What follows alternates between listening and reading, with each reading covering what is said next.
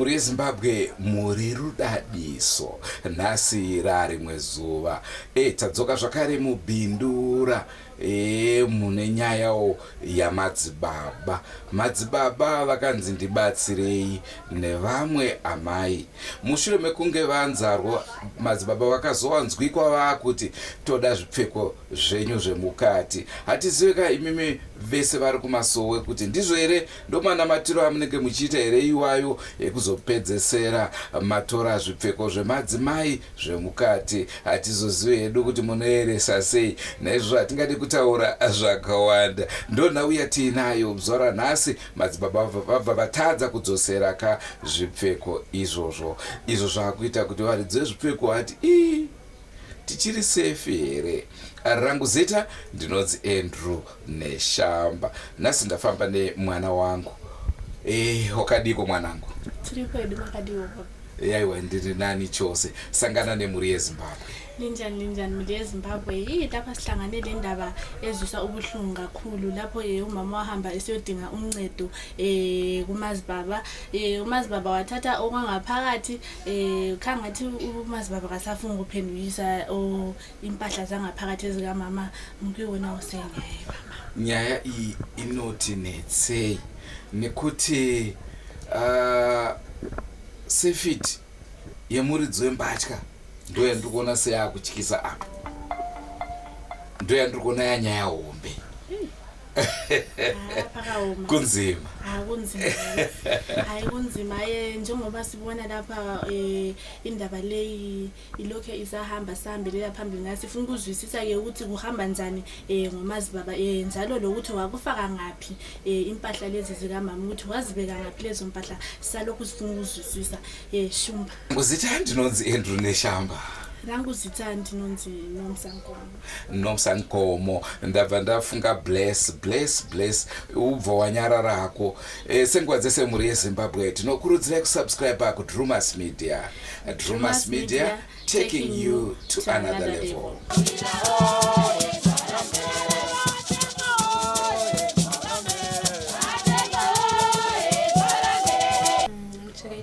Ndikaenda kuna Mazibaba ndinobatsira. Tasvika ikoko vachibva pamunamato vakandipa vakati munogeza kwe3 days. Vakapedza kugeza mudzoka nemunamato kunoko. Ndopandageza 3 days yasiya pandazodzokera nawo vanditi kandai kumabhasuru. Pandakaenda kumabhasuru munamato vachibva vanditi pamakanda munamato enyu kumabhasuru pane nyaya ndapandabata. Ndaona hama dzemurume wenyu dzine nyaya dziri kukurongerai kuti munge munopesana mumusha. Saka munofanira kuuya nezvipfeko zvenyu zvemukati vachirevera pant, bra netight zvikanzozvinyora zita remurume mouya nazvo. Saka inini pandakauya kunokubva zvikabva zvandiremera kuti ndichitakure sina kuzivisa munhu wangu kozi tagara taenda tese kunobatsira. Achibva ndita zvina chakaipa ndiuchangoenda uchidzoka nazvo. Ndati hanasi kuziva chanona ndasvika. Ndasvika ikoko Madzibaba yakabva watoti zvinhu zvenyu handibate rambai mukaisa purasitiki mumo. Pavaita munamaita vakaita. Vakabva vati purasitiki rinofanira kusara pano. Vakabva vanditi munamato ndaita sezvinhu sei paCrown. Nozai kutora munamato after 3 days. 3 days dzakwana ndakabva ndadzokera zvikanzi aiwa hasi kukwanisa kupai zvinhu zvenyu zviri pamunamato. So ndakazoita nguva yakareba sandaenda ikoko kozina ndashayikirwa nasekuru. Then patakapedza zverufu ndopandakazodzokerako ndikati ndauya nozotora zvinhu zvangu. Kanzi plastic yenyu yakatakurwa nemwe munhu nemistake. So munozouya muchitora pamwe anogona kudzosa. Pandagara ndopandakaona 2 months dzatokwana plastic rari harisi kubuda. Ndopa ndazodzokera nemurume wangu akati imi Madzibaba ino handichanzwisisa kuti mukadzi zvinhu akasiya kuno here kana kuti pane zvinhu zvaakaita mukumumiririra. Zvikanzi handizvo asi chandokwanisa kuita izvezvi ndokwanisa kupai mari yekuti sei yekukuripai nekusakaitisa kwandaita zvinhu zvemukadzi wenyu. Ndobva vachiti hazviite nini handisi kuda mari ndikuda kuti mundipe zvinhu. So nekufamba kwenguva vanhu vakabva vanoti zvinhu hazvisi kudzoka. Ndopatikazoti dai tafonera vanhu kuDrumas toonoti vanotibatsira here. But Madzibaba vatikatovaudza kuti ndochi matanho atakutora kozi titende kumatara pana mari kunoda mari yakawanda. Anasekura kutaura zvema300 ma200 isusu hatina mari. Vachibva vati vanhu kuDrumas ndovaziva hazvitoti ndibude paTV vanofollowa nevanhu vakawanda. mukaenda ikoko makutondorera basa rangu ndobva wasofona kutaura nagogo vangu vachati ndokombiwa mudzore musikana nemurume wake vasandiendese kudrumas because ndogona kuzobuda patv zvikandivharira chimiro kuchechi kana zvazvekubuda patv ndakutovhara masowa handichatobatsiri vanhu ndobva ndazokubatai mukati chiregedzai kuva pachi handichiregedzai kundipa nhamba dzavo kuti ndivafonere because ndikavafonera vanogona kutiza ndopa ndikazoisira meseji manheru ndikati hanzi nagogo achadi hatichaita zveparedhiyo chitsvaga izvei kana zvinhu zvadzokawo zvazvangopera zvakadaro ndipo vakabva varatidza kufara nekusununguka ndomamirira zvakaita. Imimi chazoita kuti muuye kwatiri chichamuri kutyira? Unenge wakutyira upenyu because zvinhu zvemukati mamwe mafidhios atinoonawo zvinhu zvemukati zvinoshandiswawo nenzira dzakaipa. Mamwe vanenge vachigadzirwawo kuti pamwe vanenge vachishandisawo chedza vanhu kana kuti handizonyatsoziva kuti anenge achizviitisei because ikatakurarama izvozvo yakutyisa usoziva kuti munhu anenge achikufungirei akabata zvinhu zvako zvemukati ozongoti zvatorwa tikati pamwe munhu plus chanipa kutya ndechekuti ndakavaendera ndikatora iti akatakura zvinhu zvangu chindipai ndibate zvake so that iye paanouya munondifonera akanipa paperbag plastic iri pandakarivhura mamusina kana chinhu chemukati mamune jira rewhite zvichiratidza kuti zvinhu zvakatsakatika ndezvangu hakuna zvinhu zvanga zviriko zvemumwe munhu. Then murume wangu paakaenda ikoko ari kuti hanzi madzibaba vavo ndakatosvika plastic iroro riri pakrawo wakabva nditi kana muchida kuti ndikupei zvinhu ende munonhonga dombo pamharadzano makanhonga dombo pamharadzano muise pakrawo ndokupai zvinhu zvemwe munhu. Iye akati hanzi ndinanohwanda kuseri ndikatona madzibaba zvimhanya neplastic rako vakatorizunza munhu vari kukutura pandikatomira padho ndikatonzwa plastic rechiratidza kuti tiri kuzunzwa zvinhu zvikuiswa pasi zvinhu kachijira vachipfekera muplastic ani ndikatokakavadzana navo but havanonipa nguva yekuti ndipinde mumba nditsvage zvinhu saka iye aikuti madzibaba zvinhu vanazvo. Asiwo madzibaba panguva yavaikubatsirai vana mumboratidza vakadzi munozviona kakuti munhu ari kundida uyu kana kuti haasi kundida vairatidza kuti vari professional here kana kuti pane dzimwe nguva dzavairatidza kuti ndofunga pane machanzi kuti vanogona kukudai?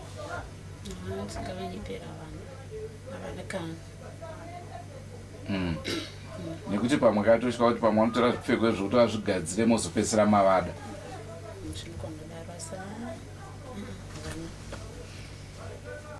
Nditwa Medera chao uyu musukuru wangu mwanadzadzi yangu tete vake musikana akaenda kunoshandirwa namadzibaba aenda kushandirwa ndakazonzwa achitozouya kunobva zvinhu zvatoenda achiti ndakaitisa zvinhu kwamadzibaba zvinhu zvangu zvinoita sei zviri kushaika ndikati zvinozoshaika sei zvinhu zvemukati uyezve madzibaba vanoshandira sei vachititula zvinhu zvemukati kushandirwai zvinhu itai kuti zvinhu zviite sei zviwanikwe ubva azodzokera zvikanzi tete zvinhu zvikuita sei ndiri kushiya ndikati zvinhu kwazviite zviite sei zviwanikwe.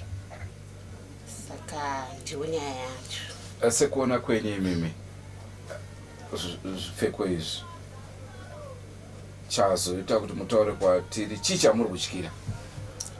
Zvinhu tinogona kutya kuti maybe anogona kutora kana kuti woshandisa zvimwe zvinhu saka isusu takonfuse kuti kuzvitora kuzvichengeta umbozvichengeterei achitadza kuburitsa zvinhu izvi because dai pasina kana kuti pane zvakuda kushandisa aingotora zvinhu kuti zvinhu zvitaita sei ndazviwana zvinhu zvenyu izvi.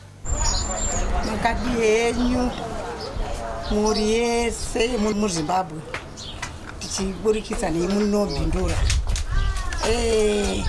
handisandambozviona zvakaitika ipapo zvokuti mwana uyu munonguzviziva chisikana anofambira kumapostori kunotora nzimiteuro chii isusu kudhara panga kusina zvakawanda wanda izvozvo asi zvakazondichamisa ndezvekuti hunzai kakabudura kemukati chaiko hunzai kanenge kakuti chitingiri chiko kataiti mounza bhodhi chokwadi munhu anga achida zvaanga achida kuti imba yake idi isungike kana munyepera kuti hazve ndinozvigona vaendesa kudaro vakudzokera zvikanzi zvinhu zvako zvakatorwa nemumwe munhu akauya ndiye akatora sei zvinhu zvizvi zvake ko imimi muchiziva kuti zvinhu izvi zvazvizvi zvake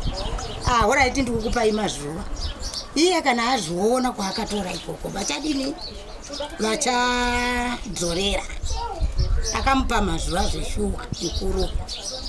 Taona kuti murume wake manje vakungobvunza kuti iwe kakabudura ake mukati nekaskin tight kwamadzibaba zvaita sei. Ndokuenda kwaakaita murume wake manje. Inini ndauya kuno sezvo aigara achienda chokwadi vachiti aiwa vanogona vanodini skini iyayo skin tight ine kakabuda kemukati nebhodi. Munoziva madzimai kanochisa kuti kangoparara. Akutokarambira kuenda murume wacho uye saka ndopatakati manje kana aukarambira kuuyu mangwana akatanga kurwara tichaziva kuti ndezvipi zvinhu zvakaenda nekupi.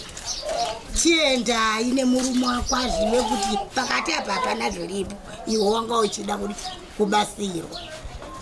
Ndo nyaya yacho iripo iyoyo.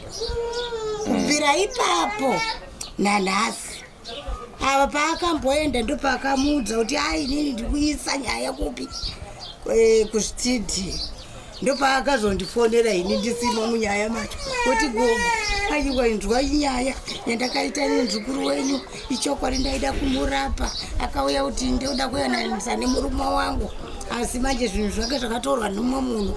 Ndikati imimi ndimi munorapa handii ndimi achiremba ko zvakazoenda kupi.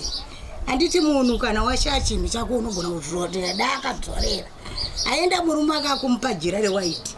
Tikati aiwa skini nekakabuda kemukati nebhoti racho haisi waiti.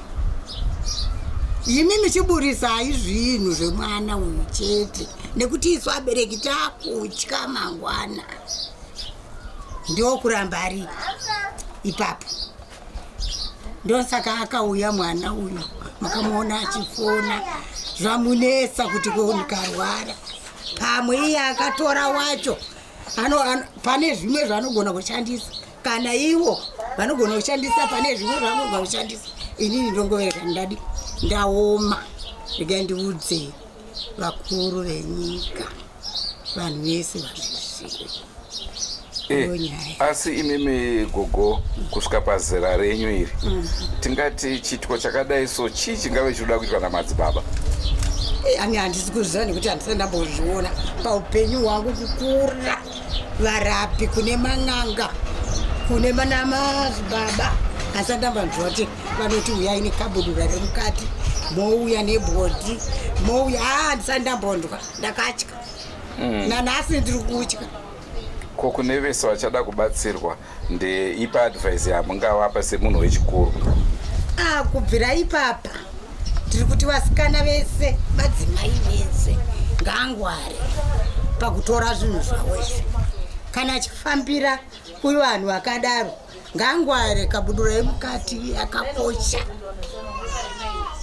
Kuningi stini yacho iyoyo yakakosha. Bhodhi rakakosha pamadzimai. Saka ngaangware akaona vanhu vakadaro aiwa ngaangware asangotora mumba zvinhu zvakadaro. Enda apa ndototenda murume wake kuti hana hondo yakakura nekuti daya nehondo vaifungidzira zvimwe zvinhu. But nekuti pakutanga akamboenda vese ndosaka asiri kudini kufungidzira zvakawanda. Ngaaburise kabudura nestini tight nebhodi rake mwana uya muburusire kuti isusu vabereki tizive kuti mwana wedu aiwa nekuti kamuona chaanomuwana akazongoti ndiko. Ndinotenda vakuru vangu, ndinotenda zvikuru dai kuti zvinhu izvozvo ivo zvari vanonamata ngazvitakure muno chokwadi muna Mwari. Hatisi kuvachoropodza kana kuti tiri kuvaisa kuti vave nemoyo wokuti vandiita zvakati. Izvi tikuda zvinhu zvomwana wedu chete. Kutya ndokwatiri kutya kabudura yemukati manzwa zvataurwa kamuno pari zvino taakupinda munzira takananga kukirawa kwamadzibaba timbonoerezwa. sihambe ke eklaweni likaMazibaba siyobona ukuthi ukuhamba njani khona ngale. Zvonzi tinokumhoresa ine mutsa madzimai. Siyokhulekela siyobona ukuthi hayi uMazibaba yena usebenza kanjani, mhlawumbe nathi singaba lokuzwisisa kancane ngokusebenza kwakhe. Saka pari zvino regai tipinde munzira tisvike ikoko tikuudzei kuti zvokufamba sei, muzvionere muzvinzwire. Ani sike sihambe siyobona ye ukuthi uhamba njani lapho ke kuMazibaba.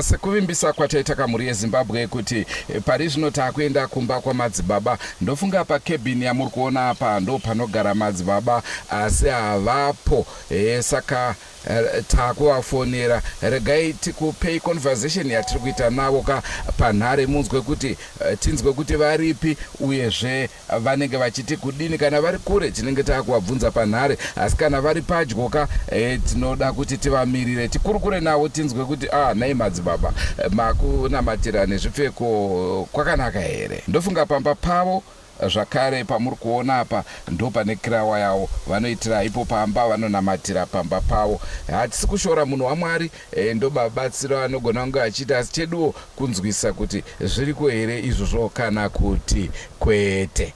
Ubone njani? Khona pha yikho ke esifuna ukuzwisisa khona sifikile lapha emzini kaMazibaba simthole engekho, kodwa sizabona ke ukuthi sizakwazi ukuthi sikhulume laye kanjani, ukuthi sizakwazi ukukhuluma laye ngefoni kumbe sizamelela aze afike uMazibaba sizwisise ukuthi yena ke ukhulekisa ngaziphi indlela. Hello.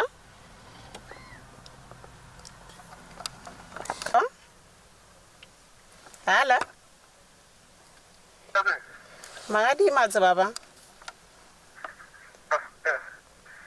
Madzibaba muripi? Muripi? Ndi Madzibaba here? Hello?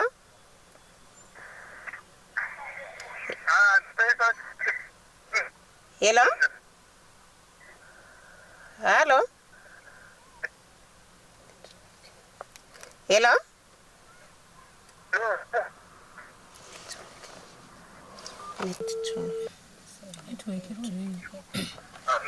Hello Madzibaba, muri kupi? Dzini ndaida kubatsirwawo ndine mwana ari kurwara. Muri Musika? Mati muripi?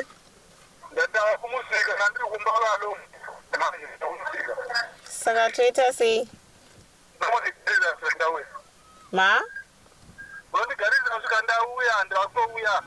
Oh. Zvenguvai?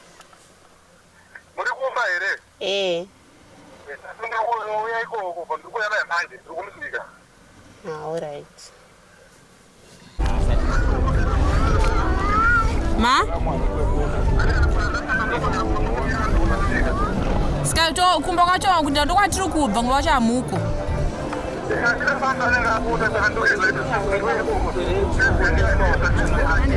Skato unosangana kumba here? Tonosangana kumba? Hello? Tonosangana kumba here? Mwana uyu ari kungorutsa ye.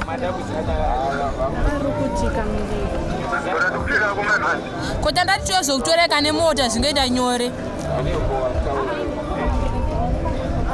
Hello? Osa tonosangana kumba? Tonosangana kumba here?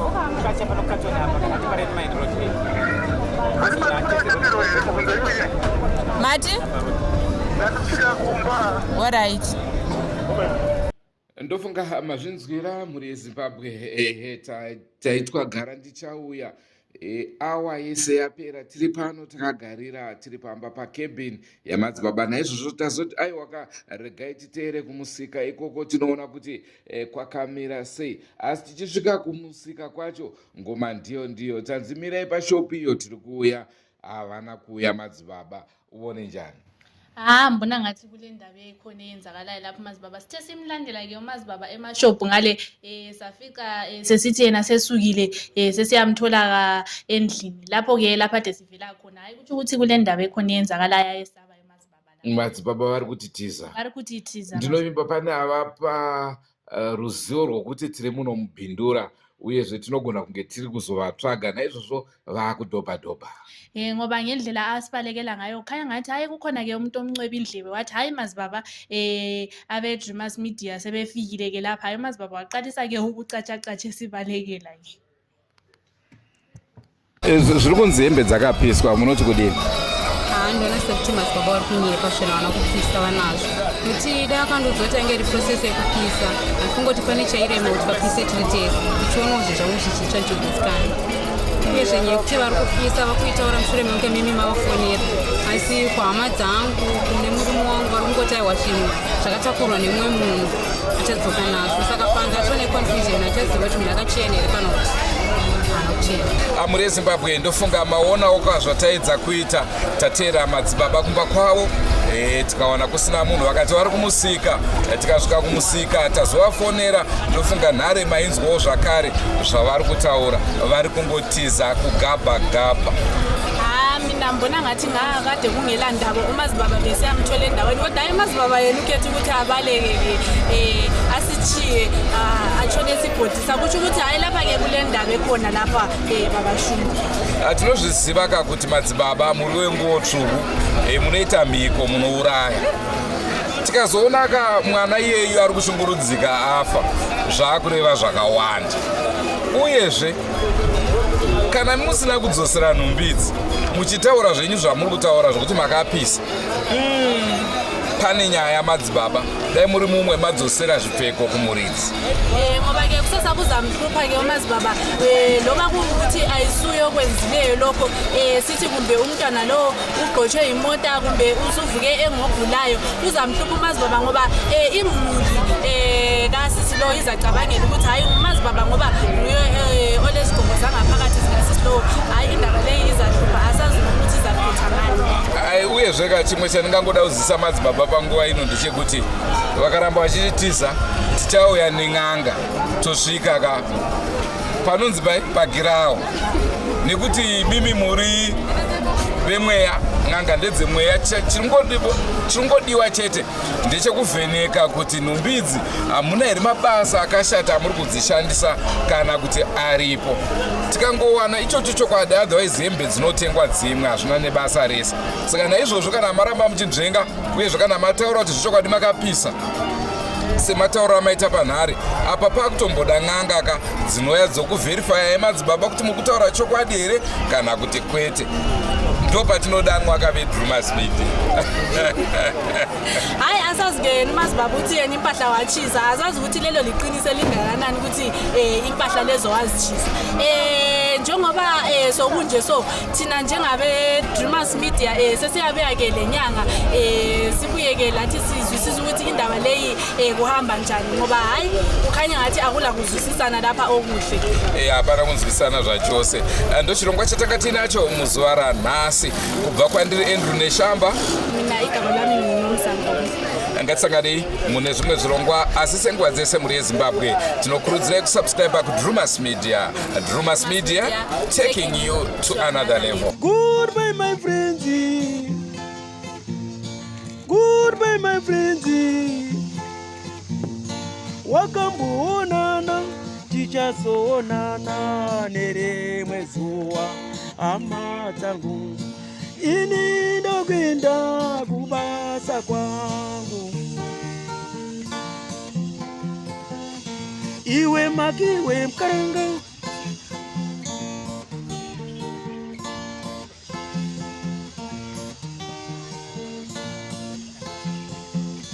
Iwe makiwe mkaranga. Iwe makiwe mkaranga.